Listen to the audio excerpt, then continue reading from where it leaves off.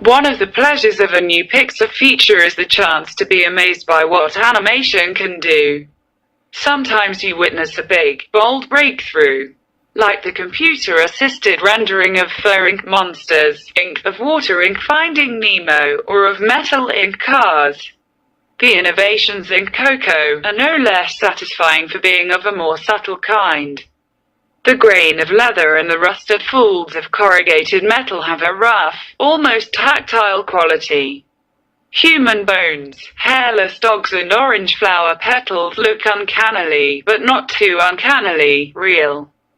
There are moments of cinematic rigor when the animators mimic the movements and focal effects of an old-fashioned camera in actual physical space that will warm any film geek's heart. Not to mention the Frida Kahlo-inspired musical number with dancing papaya seeds. Coco is also one of those Pixar movies that attempt a conceptual breakthrough. An application of the bright colors and open emotionalism of modern, mainstream animation to an unlikely zone of experience. From the very start, the studio has explored the inner lives of inanimate objects like lamps and toys with a tenderness we now take for granted. It has also summoned the post-human future, WALL-E, and the human unconscious, Inside Out, with breathtaking ingenuity. And now it has set out to make a family-friendly cartoon about death. Don't let that scare you or your children away. There is a murder revealed in the third act and a fatal church bell-related accident witnessed in the first, but the afterlife in Coco is a warm and hectic place, more comical than creepy. The story takes place during the Day of the Dead, when, according to Mexican tradition, at least as interpreted by Leon Crick and Adrian Molina, who directed the screenplay written by Mr. Molina and Matthew Aldrich, the border controls between life and death relax and the departed are allowed temporary passage to the land of the living. A young boy named Miguel, voiced by Anthony Gonzalez, makes the trip in reverse, which is not to say that he dies, but rather that his living self, through one of several metaphysical loopholes that the movie explains as it goes along, is transported into a fantastical world of specters and skeletons, who hold fabulous parties and raucous outdoor concerts. Nearly as enchanting as that magical realm is the Mexican village of Santa Cecilia, Miguel's hometown, where he is part of a prosperous clan of shoemakers. The cultural vibe of Coco is inclusive rather than exoticizing, preempting inevitable concerns about authenticity and appropriation with a mixture of charm and sensitivity that has become something of a 21st century Disney hallmark.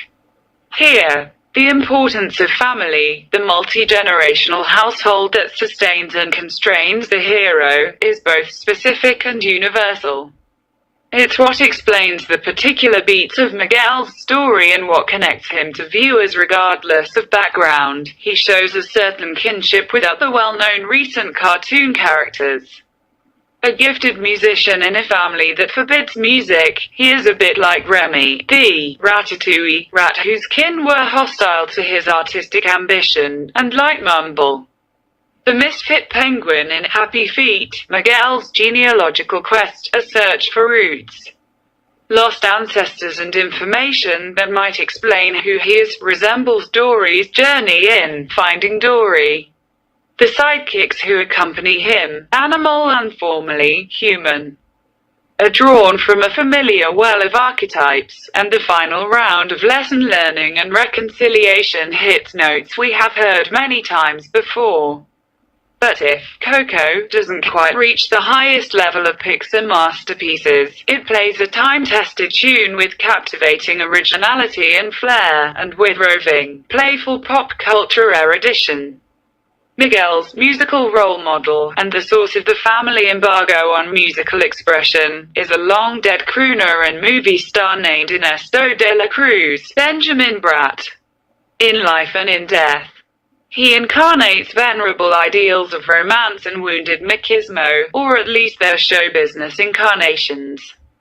His greatest hits and movie clips form part of the texture of Coco, the way the old Woodies Roundup show did in the Toy Story movies. The purer embodiment of the tradition is Hector Gale Garcia Bernal, a ragged, forgotten ghost who befriends Miguel. What links Hector with De la Cruz is a lurid story of passion, betrayal and longing.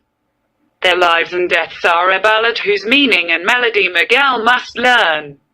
In doing so, he will understand the thread that links him to both of them, and also the sources of the anti-musical animus that runs so strongly in his maternal line. Coco is the name of Miguel's great-grandmother, who turns out to be the heart of the story.